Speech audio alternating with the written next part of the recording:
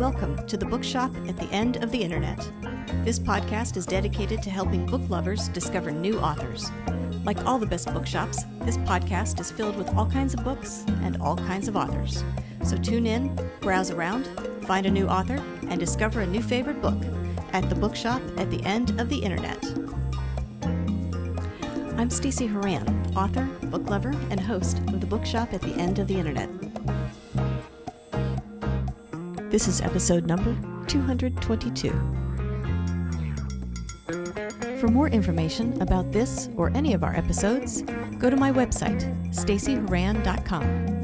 If you enjoy the podcast, leave us a review, like us on social media, and share us with your friends, family, and fellow readers.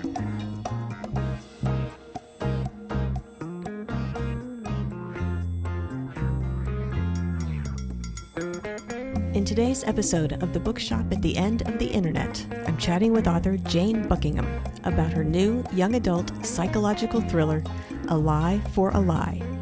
In this novel, Sabrina Richard's carefully orchestrated future is on the line when she finds herself ensnared in a series of high school revenge pranks that get out of hand. By messaging a revenge account, she and her fellow classmates can exact revenge on their enemies. But at what cost? Sabrina discovers she's being set up to take the fall for a prank gone wrong and must uncover the mastermind behind the revenge account before it's too late. This is Jane's debut work of fiction. She wanted to write fiction for a long time and had an idea for a novel when she was younger, but that project was set aside after the death of her mother. Jane went on to write nonfiction for years, before finally deciding to return to fiction during the pandemic. A Lie for a Lie is the result of that effort.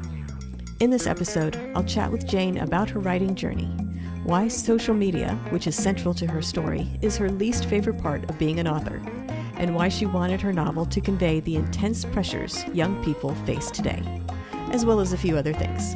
Coming up.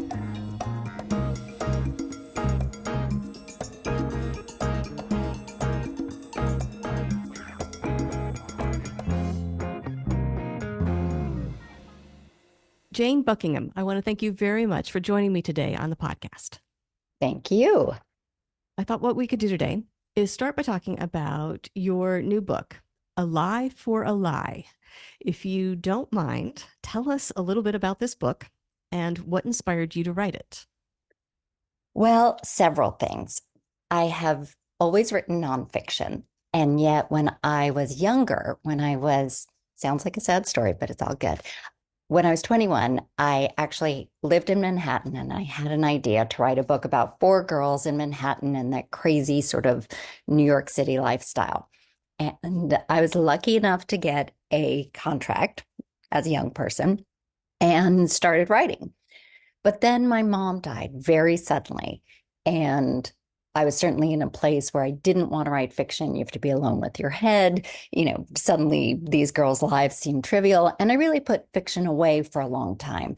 And yet it was something that always sort of hung over my head. That's something that I'd really like to try to do. And through my life, raising kids, I was writing nonfiction. I have a whole other career that is my real job. And yet through the pandemic and through life sort of slowing down, I said, you know what, maybe it's time for me to sit with my head and see if I can write a novel. And I love the young adult space. And then I also, without giving any spoiler alerts, part of the story is based on a true story. And when I heard this story, I thought, oh my goodness, someone needs to include this in a novel somewhere. So I was going to ask you what that spark was for this particular story. What was that thing that caught your attention or made you think, wait a minute, I think maybe there's a story here? And was it hearing that real life story? It really was. And, part of my quote, real career is I do a lot of research on young people and the generations. And I have a lot of respect for them. And I try very hard to represent them accurately in the work that I do, which is talking to companies about them. And when I heard this story, which was about 2 friends, one friend really turning on the other in a very unpleasant way because of the stress and pressure that comes along with being a teen today, I just thought, oh, I want to look at this for the good and the bad of it and understand and portray a little bit some of the pressure that young people face. But because I love thrillers and I think they're really fun to read and I thought it would be fun to write, that's what made me think, okay, I'm going to turn this into a bigger plot where someone gets physically hurt and, there's more of a mystery versus the true life, which was a little bit more of a cut and dry, not so nice thing that this young woman did to her friend. Well, let's talk about the main character for a moment. I want to come back to that idea of marrying the young adult and the thriller genre, but let's introduce everyone to your main character, Sabrina Richards. Yes. Well, so many people have said to me, "Oh, is that you? Or is that one of your kids?" And for me, when I'm writing, no one is any one person, but parts of lots of people. And so Sabrina is an overachiever, a girl who puts a ton of pressure on herself, who has made getting into Harvard sort of the driver in her life, feeling, and in fact, her mother dies when she's a teenager, which again, a little bit of inspiration, so to speak, but she channels a lot of her energy in trying to stay in control and be on top of things. And she sees Harvard as sort of the reward or accomplishment that both pleases her mom and defines that sort of her life has meaning.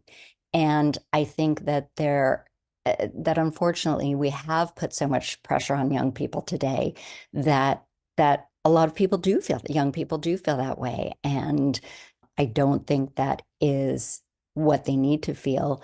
And it's unfortunate because even in families where that isn't the stress or schools where that isn't the stress, I think that young people often feel it themselves. Yeah.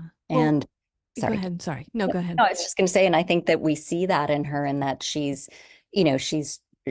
has sacrificed a lot, but has to rethink what the sacrifice means and was it all worth it? And, I think that is something we all reconcile with when we're thinking about the hard choices that we've made. Yeah. Yeah. Do you think you could have written this book, this story for an adult audience? Or do you think it really has to be told from, let's say, the young adult perspective?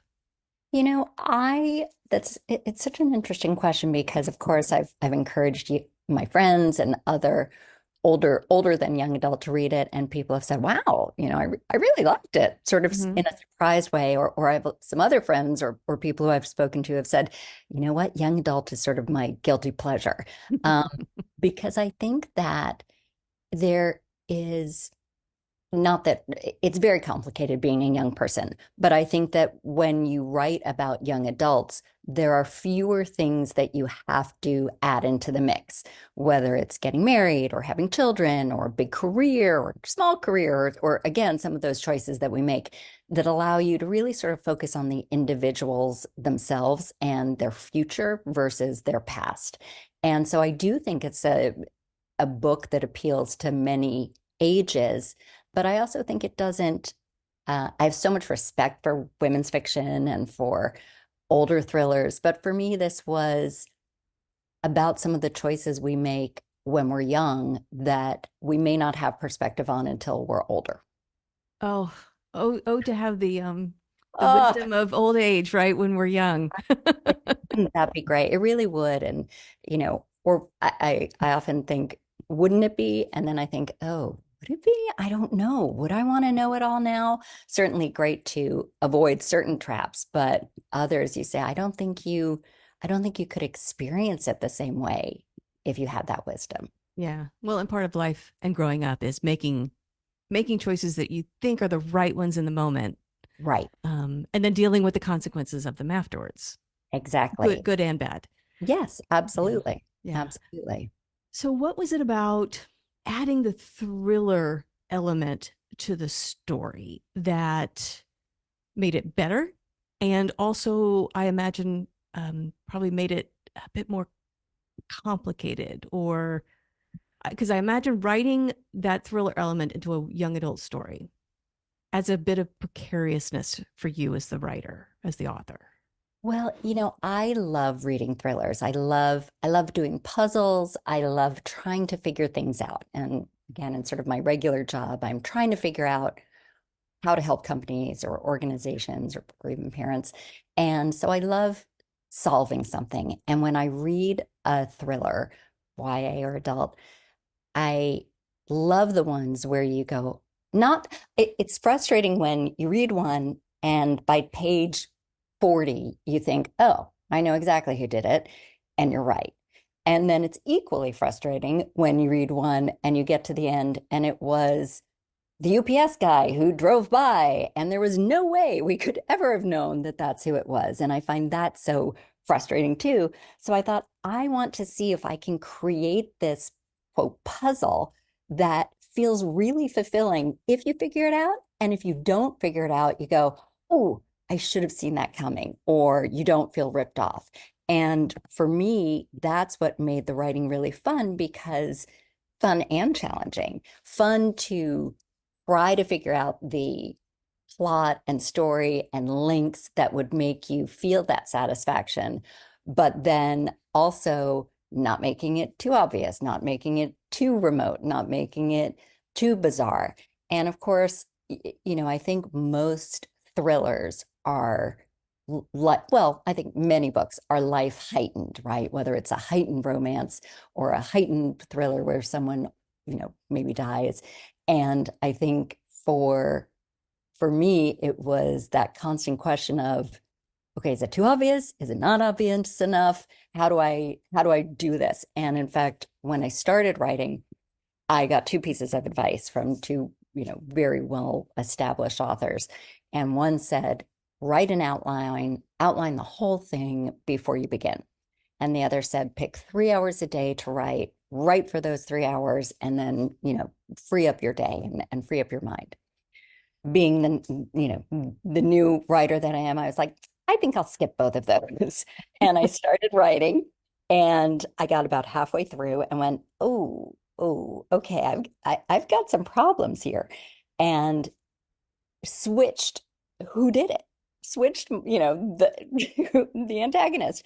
And so had to go back, had to rewrite, had to rethink, and also didn't have that sort of 3 hours in the day. So I would always be thinking and then writing at bizarre times or stealing away in the middle of the night and thinking, oh, I've got 2 hours here.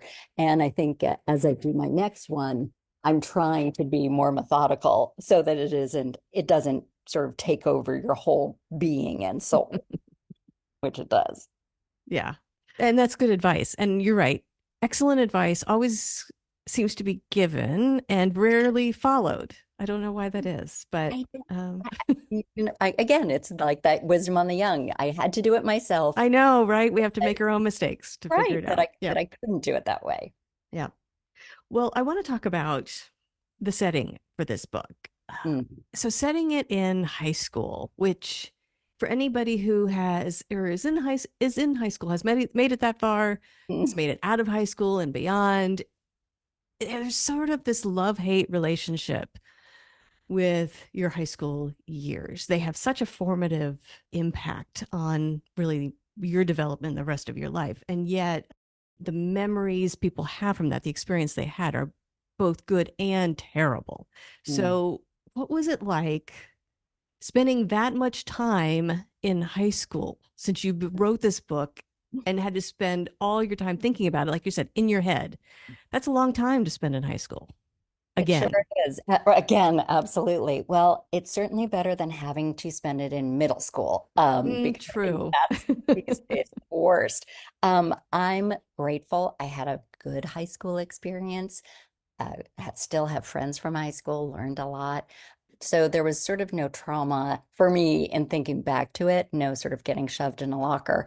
But I also think that high school today is so different from high school when I went, in the Middle Ages before electricity. So for me, it was, again, more about trying to think about how do I represent this accurately, but not presumptively, right? Because I'm not a teenager and I don't want to co-opt their language. I don't want to presume to know everything that they feel. So for me, it was trying to say, what are the universal emotions or feelings that everyone has at, those years between 14 and 18 at different times and in different ways? And then what are the things that might be new today? So social media was a big part of this book, and we didn't have to deal with that. And I think that is so hard for young people today. It's got certainly a lot of positives to it, but I think particularly for girls, it adds a layer of, I'm just going to say, awfulness that um, we didn't have to contend with. I mean, for all teens, this idea that you can't make a mistake. If you do one thing, it can get captured and sent around.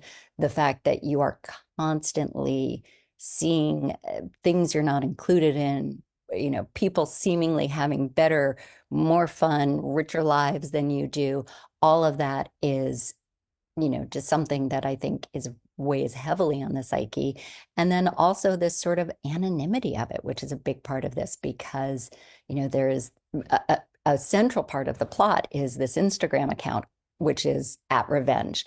And it's an anonymous account where you can DM them and ask them to do sort of to play a prank and embarrass someone for cheating on their partner or cheating on a test or, being homophobic or whatever it is that you think you've been wronged or someone's been wronged, and they do it. So, I think that idea that there is an inability to speak, anonymity to it, but also just sort of an ability to behave in a way that we wouldn't behave, hopefully wouldn't behave if we had to do it ourselves or in person. Yeah.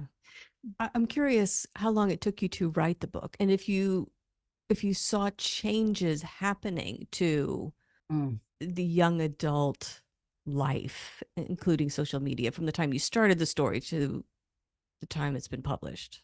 Well, gosh, I'm trying to think. I think it from, you know, really first starting it to getting it published, I would say it was maybe 2.5 years. Mhm. But I've been sitting with the story for 6 years, 7 years. So I think the biggest difference was well, two things. One is TikTok and the fact that TikTok has so dramatically become this place for everything. And I'm not sure if this is true, but I've been told that if you are on TikTok for 5 hours, it will shut you off for 30 seconds. So that means 5 hours of constant scrolling, right? And then they say, okay, that's too much, go outside for 30 seconds. But the idea, now granted, I can watch TV for 5 hours. I'm not saying I can't, and I'm happy to be distracted, but this sort of focused on another world and other people. Again, it sounds like TV, it just feels a little different. I think that is, and this very sort of narrow casting that TikTok does, where it only shows you what it thinks you want to see. I think that sort of affected young people. And then I also think the world has become, in that 5 or 6 years, scarier.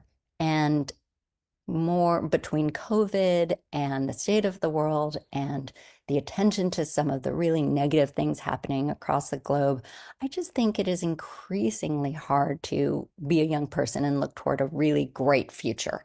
And I really applaud them for having that. They get criticized so much for not being resilient and being on TikTok and all of those things. But boy, to grow up in the world where you are just constantly faced with bad things happening, that's if you can get out of your bed every day, that's a certain amount of resilience.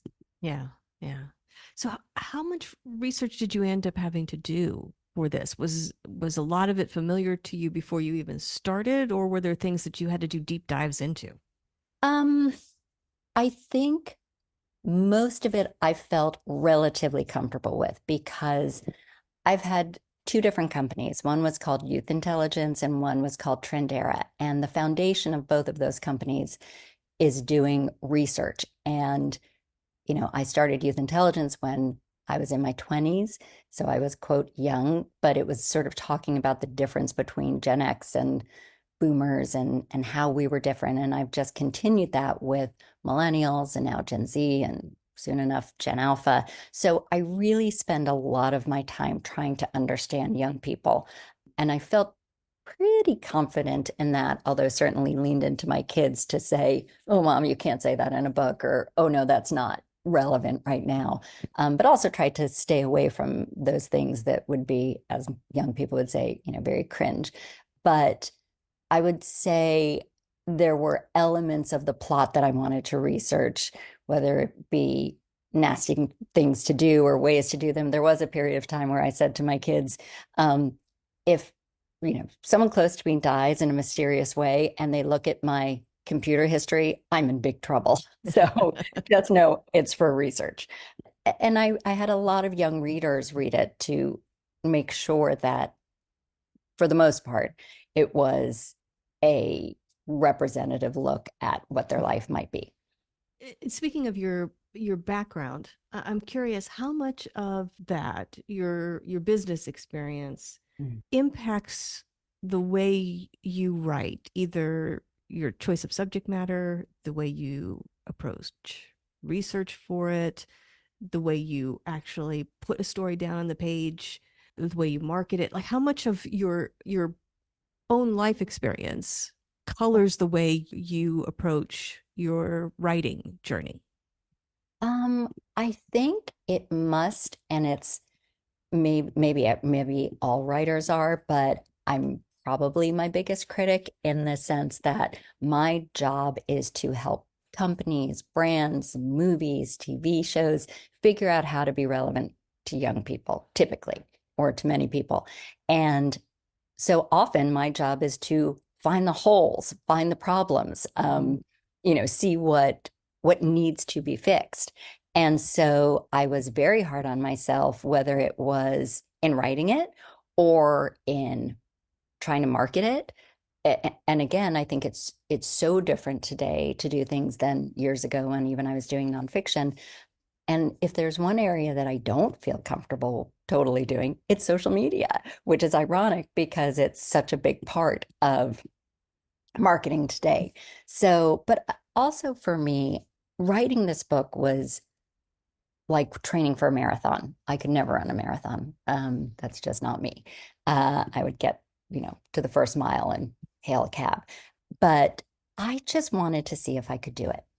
And that was so doing it and feeling like, oh my gosh, I was able to do something that I haven't been able to do this whole life was really fulfilling. And do I want it to be widely read? Of course I do. Do I want people to love it? Of course I do. But it was less about where it was going to go as me writing a book that I felt I could be proud of. Well, and now that you've written one, Mm. do you have plans to keep writing fiction? I think I do. This Okay. book was designed to be a trilogy, Mm. and I have so much respect for authors who are able to envision a 7-book series from start to finish. I barely could get through one, and then I knew what I wanted for the second, so I was able to sort of put those elements in there for maybe next time. And I'm trying to take the advice. So I gave myself until Labor Day, which was a little while ago, to not think about it and to focus and enjoy the first one. And now I am starting on the second. And I also do have an adult thriller that's just the story that I'm interested in telling. You could only do for adults because of sort of the plot areas. So I'm going to try that as well, not simultaneously, but it's like competing children in my brain of which one I want to focus on. Or if one gets too frustrating, I just move on to the other one. I was going to ask if you thought writing YA stories and for the young adult audience was your writer's voice, but it sounds like that's not necessarily the case, but it may be that writing thrillers is sort of your sweet spot. Do you think that's true? I do. Yeah. I actually think I will always revert to YA. I think that's just, again, I love that time of life. I love that voice. I don't feel as much of a need to be important, and literary and all of those things. not to demean young people, but just I think it has a different expectation. But I think it'd be fun to see where the stories go. Someone said, well, why don't you do a romance? And having been through a really tough divorce, I thought, oh no, that's the last thing I can write about. I can believe in, serial killers a lot more than I can believe in a happy romance. So I'm probably going to stick with this genre for a little while. All right. Well, do you have other goals for yourself now that this first fiction novel is out and you have plans for making it into a trilogy and an adult book? Do you have other goals beyond that? Are there other things now as an author, as a writer, that you want to do? I think for me, I've had an interesting journey in my life, things I am proud of, things I am not proud of. And so for me, my hope is to put more good things in the world than bad.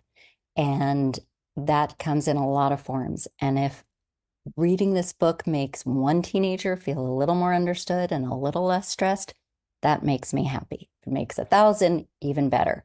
But it might be, I do a lot of volunteer work, I do a lot of soul searching. And so I'm just trying to find the ways in life to hopefully leave with something I say to my kids, which is just try to leave the world a little better than you found it. And I think we're all searching how we individually do that. That is a good goal across, no matter what you're doing, right? That should be, if everyone had that goal, imagine what we could achieve. It would, hopefully enough people will that we start working towards that. Yeah. Yeah. Well, if people want to learn more about you and your books, things you have going on, new releases, all that kind of thing, where can they go to find you and that information? Oh, thank you. Probably my website, which is just Jane Buckingham or janebuckingham.com, or my Instagram, which is also Jane Buckingham. Or Amazon is a great place to buy it online, or I love bookstores, Barnes and Noble online and in bookstores. And as a big fan of small bookstores too, I always think it's great to go into your local bookstore. And if you're interested in a book, ask them to order it. You don't have to buy it, but it gives them a chance to be your seller. Very good. Well, Jane, I want to thank you very much for joining me today on the podcast. And I want to wish you luck with A Lie for a Lie. Congratulations on getting this one out. We'll look forward to the rest. Fingers crossed for the full trilogy. So congratulations on everything you've accomplished so far, and best of luck with the rest of your writing journey. Thank you so much, and thank you for having me. The Bookshop at the End of the Internet is a podcast dedicated to helping book lovers discover new authors. Like any good bookshop, this podcast features a wide variety of books by the equally varied and interesting authors who felt compelled to write them. This podcast gives you a chance to meet these wonderful writers and discover your next must-read book. Listen to the authors describe their books and tell you their stories in their own words. My interviews feature books from all genres and authors from all walks of life, including those who are indie published, as well as those published by small presses and large publishing houses. Looking for unique, not so easy to find books for yourself, a friend, or a book club? Tune into this podcast and find your newest favorite author, or maybe a soon-to-be bestseller. This podcast, like all the best bookshops, is filled with all kinds of books and all kinds of authors.